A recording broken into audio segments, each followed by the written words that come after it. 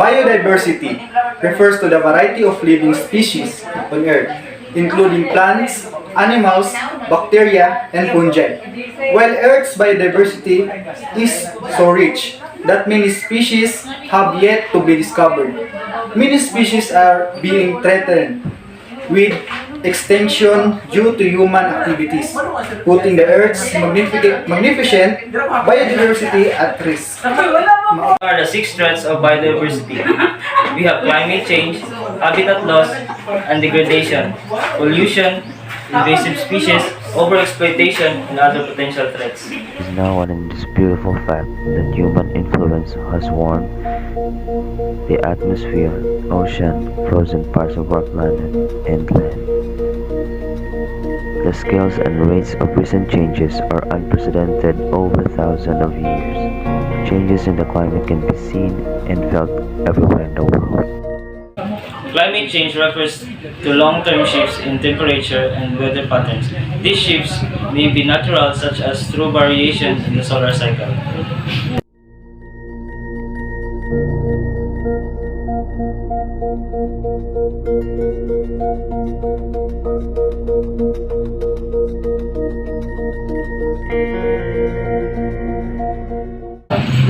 Greenhouse gases concentration in the key house gases have all increased since the Industrial Revolution due to human activities. Carbon dioxide, methane, and nitrous oxide concentration are more abundant in the Earth's atmospheres than any time in the last 800,000 years.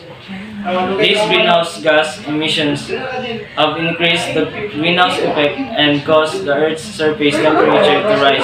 Burning fossils fuels changes the climate more than any other human activity.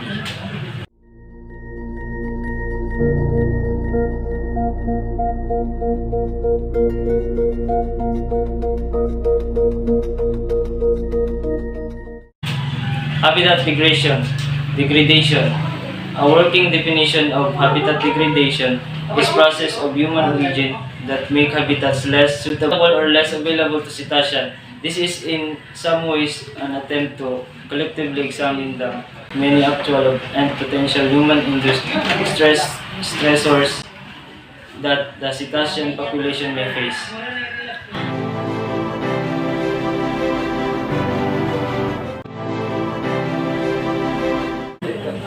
Pollution is the introduction of harmful materials into the environment. These harmful materials are called pollutants. Pollutants can be natural, such as volcanic ash. They can also be created by human activity, such as trash or runoff produced by factories. Pollutants damage the quality of air, water, and land.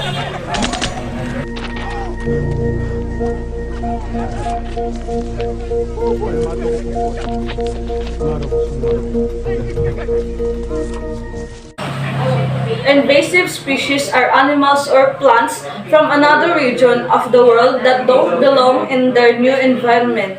They can be introduced to an area by ship, ballast, water, accidental release, and most often by people.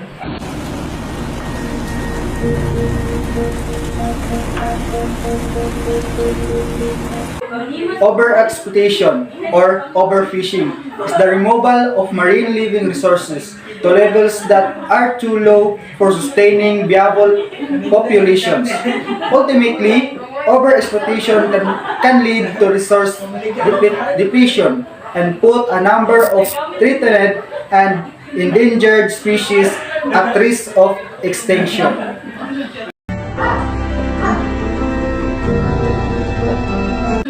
Epidemics and infectious disease of wildlife such as Ebola virus disease, infectious bursal disease, and flu affect wildlife and biodiversity.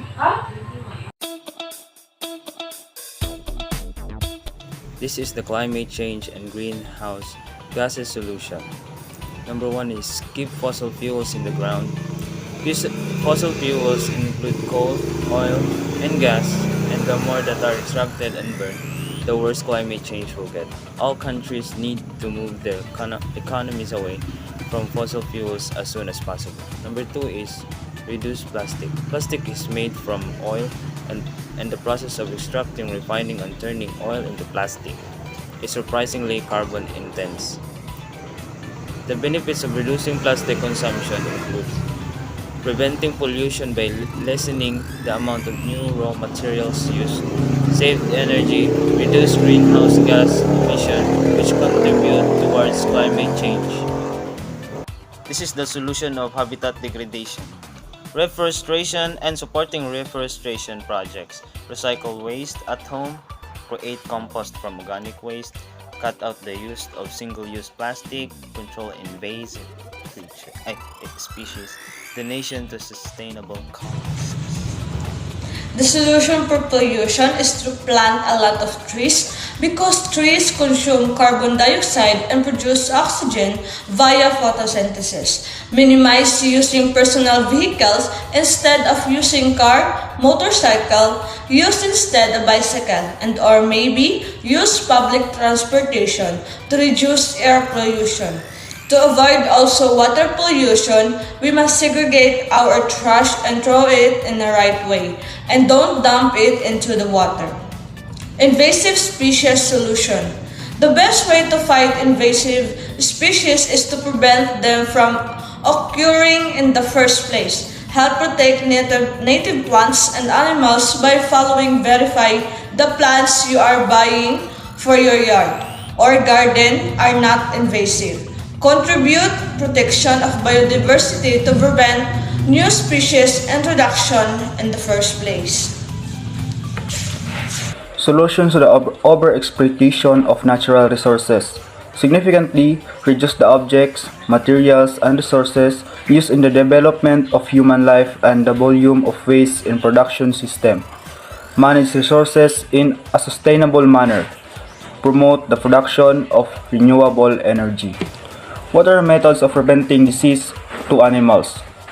Prevention of environmental contamination, control of intermediate hosts, vectors and reservoirs, control of internal parasites, control of arthropod pests, control and reducing the infection as soon as outbreak occurs, isolation of sick animals, vaccination of farm animals.